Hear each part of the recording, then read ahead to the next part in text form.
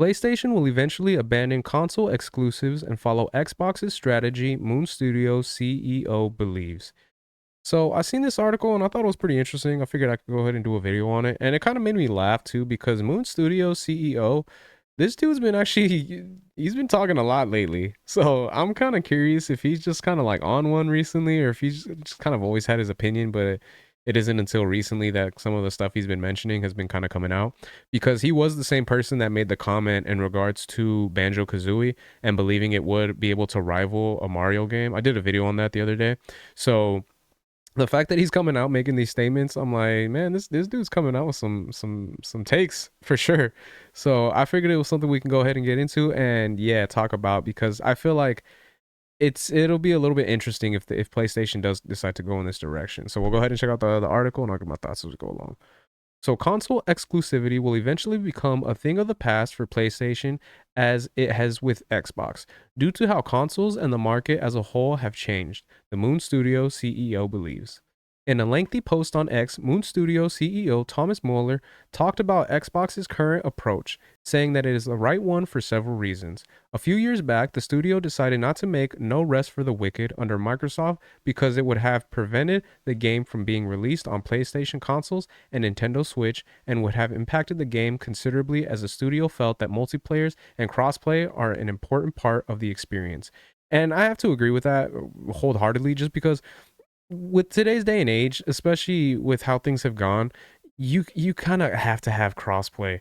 I mean, yeah, there's not a whole lot of people that are, for the most part, getting too much Xboxes at this point, because I've noticed a lot more people are deciding to go towards PC as opposed to getting an Xbox, because of the fact that any game that's on Xbox you can most likely get on PC. But when it comes down to either an Xbox or a PC player playing with someone on PlayStation, yeah, you want to have cross platform. That's kind of one of the issues I've been having with a buddy of mine recently, because he loves Elden Ring and he was telling me to get it. I mean, we thought that it was cross platform. We found out it wasn't. Now, I still want to get Elden Ring because I do want to experience that game, but at the same time, it is unfortunate that we aren't able to play together because cross platform isn't a thing on every single game. And multiplayer, I feel like, yeah, it can be fun, but you still got to have single player games out there. You know, there are a lot of games nowadays still that are, single players that are hits and that are making a lot of money for studios and everything like that. So it's not all about multiplayer. So that one, I'm not, saying that that's a hole right there, but I feel like crossplay definitely is something that you would want to go with in that direction. And then, elaborating further on the limitations of console exclusivity, the Moon Studio CEO gives a very interesting example. Over the years, communicating with Phil Spencer, Thomas Mahler also brought up how crazy it would be if certain DVDs would only play on players made by certain manufacturers. If this is crazy for movies, Mahler asked, then why is it different with games, considering how both PlayStation and Xbox consoles are powered by essentially the same hardware and have the same controller? At the same time, the console audience hasn't been growing, and for the entire industry to grow, access to content must be easier. This is achieved by reducing the cost of entry, which is what Microsoft is doing in its current strategy. For these reasons, Thomas Mahler concludes he would be surprised if Sony didn't follow Microsoft's strategy and bring an end to the days of PlayStation exclusive releases. And yeah, I mean, I have to agree with that for the most part. At this point, yeah, it is one of those things where you do kind of have a little bit of an upper hand in like Sony's regard, because of the fact that with exclusives, people are going to be like, well, I'd rather just have a PlayStation. Yeah, there's a chance it's going to come to PC eventually, but once it first releases, I would like to play it, be one of the first ones to play it on PlayStation and actually have that experience. But with PC gaming becoming as big as it is, and like he stated, how, console gaming isn't building an audience, it's kind of either staying the same or dwindling down. Yeah, you do want to make sure that you have it available for everyone, but at the same time, like I said, I feel like it could be one of those situations, as PlayStation, as Sony, you are like, well, we want to make sure that they come to us first, even if they do decide to go on PC. But personally, I know some people that have no issues waiting, and they'll be perfectly fine with having to be a little bit patient to be able to get something that is exclusive on PlayStation on PC eventually. And one of the issues that I also have when it comes down to PlayStation, putting stuff on PC, is the fact that you still have to create a PlayStation account.